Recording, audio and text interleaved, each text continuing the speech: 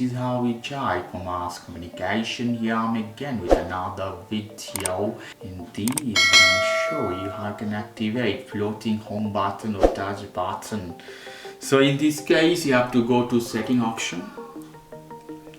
In setting, you have to find this option, accessibility, hit this one. Here you can see touch button in the second row, hit this one. At the top, assistive touch is off, hit this one, hit on, is done. You can set up different gesture here obviously in the bottom.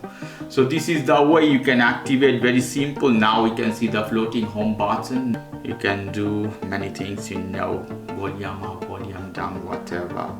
Very simple tutorial guys. If you like this video, please do subscribe to my channel.